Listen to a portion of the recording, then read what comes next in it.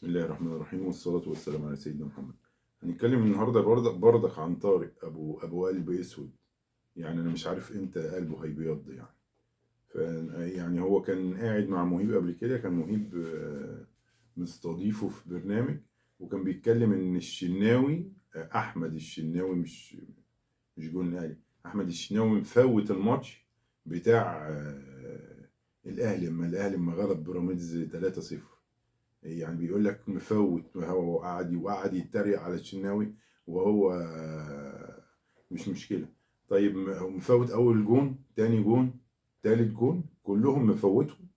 يعني مفيش، ده انت لاعب كورة يعني، وعارف ان اللاعب ممكن يخطأ وممكن يصيب يعني، مش وكان انت كنت ساعات بتلعب آه، متوشة وبتبقى حالتك زي الزفت، ما تستاهلش ان انت تلعب، بس بتلعب. ولغايه ما يا المدرب يبدلك يا المدرب ما يبدلكش. ونادي سموحه قلت برضك على هاني سليمان، ده مفوت الماتش، فوت الجون الاول والتاني، عشان كده طارق العشري طلعه من الماتش. عيب، عيب كل جون تقول لك ده مفوت الماتش عشان الاهلي بيفوز. طب ما انت وانت بتلعب الزمالك وهو بيلعب مع بيراميدز، انت في اول 5 دقايق الزمالك جايب جون. يعني الزمالك يعني مفوت الماتش رخر، ومفوت الماتش للزمالك. عيب يعني، احنا هنفضل نقول لك عيب لغايه امتى؟ طب الزمالك، طب الاهلي غلب الزمالك، عواد مفوت الماتش 3-0، و3 الجون، كل جون احسن من الجون، وكهربا علم عليكم. يعني عواد برضك مفوت الماتش، ولا انت ما بتشوفش، ولا انت في ايه بالظبط؟ احنا عاوزينك تفتح كده وتبقى حد بيفهم، مش حد ان هو بيقول اي كلام وخلاص. يعني الجون الاولاني متفوت بتاع عواد، ده قبل ما تقول عواد مفوت الماتش، قول خط الدفاع بتاع الزمالك كله مفوت الماتش. ما انت اول جون معدي من رجل الواد، وتاني جون اسمه حمدي فتحي منطق الكوره، عامل زي ما يكون الاهلي كان بيلعب، اللي هو ما فيش خط دفاع في الزمالك، منطق الكوره على صدره، وبعدين منطقها على دماغه، وبعدين مديها الكهرباء بدماغه، وبعدين كهرباء ما فيش حد خالص بيمنعه. يعني خط الدفاع كله هو اللي مفوت الماتش، وحارس المرمى مفوت الماتش. يا راجل عيب بقى، انت كنت انت شكلك كده بتتفرج شكلك على ماتش تاني يعني ربنا يسهل لك يعني. طيب والجون التالت بتاع حمدي فتحي برضه كان معدى الكرة من رجل الواد، ومعلول قام جه رافع، قام جه لعبها بالعرض لمحمد شريف، ومحمد شريف مفوت الماتش برضك. عواد اجوان خلت عواد يتمطع، بقاله كتير ما بيتمطعش، فاحنا احنا بنيجي مرتين ثلاثة نمطعه في الموسم. يعني هو مش عارف يعني، انت هتقتنع امتى ان الاهلي هو ده الاهلي، وانتوا هو ده مستواكم؟ انتوا مفيش، انتوا من ساعة ما المستشار قال انتوا عندكم مخدرات واللعيبة بتاخد مخدرات، وانتوا حالتكم كده، وقفتوا المخدرات وما بقيتوش تلعبوا، حالتكم بقت زفت وبقت طين وبقت هو ده مستوى الزمالك يعني. هنقول ايه تاني؟ كابتن فاروق جعفر بيقول لك اصل اسامه نبيه هيجي وهيظبط، يظبط ايه في الفريق؟ هي اللعيبه كده.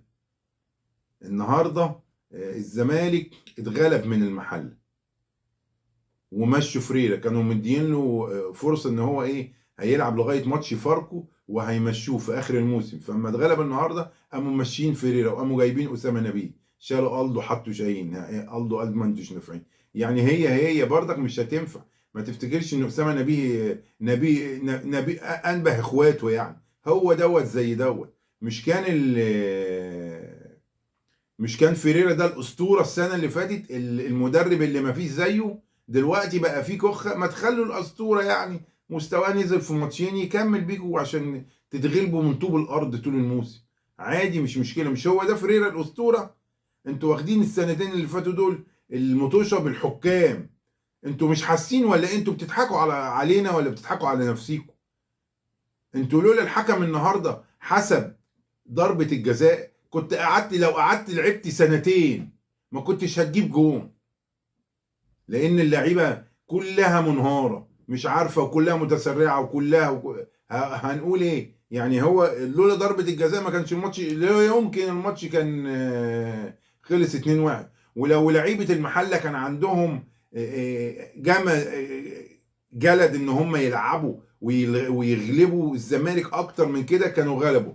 ده لاعب المحلة خد الكورة وراح بيها على عدى من الوادي الدفاع، الباك الشمال، وعدى منه ولقى نفسه فاضي، ده هيدخل على عواد، قام راجع بالكرة تاني. حاجة يعني حاجة مش معقولة، واد مجنون. ده كان هيبقى الجون التالت في الشوط الاولاني، كان الزمالك يطلع مغلوب 3-0.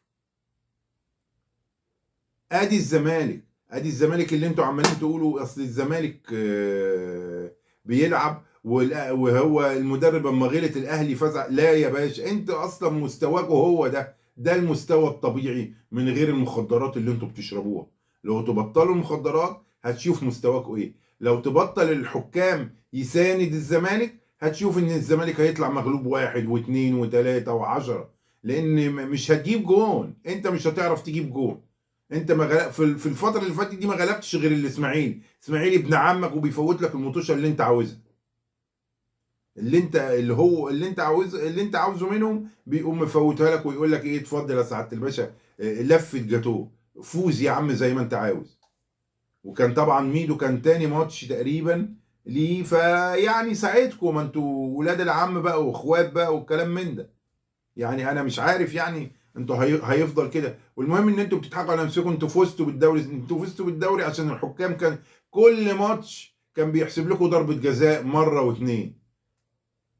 كان الجون بيجي بتاع الزمالك ما كانش بيتعمل عليه اعادة. الاهلي كان في ماتش دخل 3 جوان اتعامل على كل ماتش كل جون اعادة عشان يتشاف الجون ده صحيح ولا لا. ما كانش فيه فريق في الدوري بيتعمل عليه اعاده غير هو النادي الاهلي. وفي ماتش تاني جاب 3 جوان، وال3 جوان اتلغوا عشان بردك الفار دوت. انا مش عارف ده هو فار ولا في ايه. ده جه مصلحه الناس اللي هو كان بيعترض الاول، وهم دول بيقعدوا يعترضوا عشان نقول ان هم دول غلابه ودول طيبين. لا، ما هم مش غلابه، ده القلب هو ده القلب الاسود بقى. يقول لك احنا نعترض عشان يجي لنا اللي احنا عاوزينه. هو دوت الكوره بتاعه الزمالك ما بيفوزش كده، الزمالك بيفوز بمساعده الحكام. مرتضى منصور بعد ما الماتش خلص طلع قال لك ده كهربا شتمنا وعمل اتاري هو شتم وشتم ابوه وشتم امه ومبهدله. وعشان ما فيش حد يتكلم على كهربا قدم شكوى للرابطه، الرابطه رفضت. قدم شكوى للجنه المسابقات، وداها المحكمه الرياضيه عشان يقول لك اهو احنا مخشين. كلهم خايفين من المستشار. انا مش عارف هيفضلوا خايفين لغايه امتى. يعني امتى مش هتبقى خايف يعني. احنا عاوزين يا جدعان العبوا بشرف والعبوا بضمير واحكموا بشرف واحكموا بضمير عشان الرياضه تبقى عندنا تبقى كويسه زي ما بنقول. انما احنا عندنا الرياضه كده يعني احنا عمالين نشتم في بعض ونتخانق مع بعض على ايه؟ انا مش فاهم. الاهلي فاز، الزمالك فاز، كل واحد ياخد حقه، مش يكسب بالظلم وبيكسب بالضلال. والسلام عليكم ورحمه الله.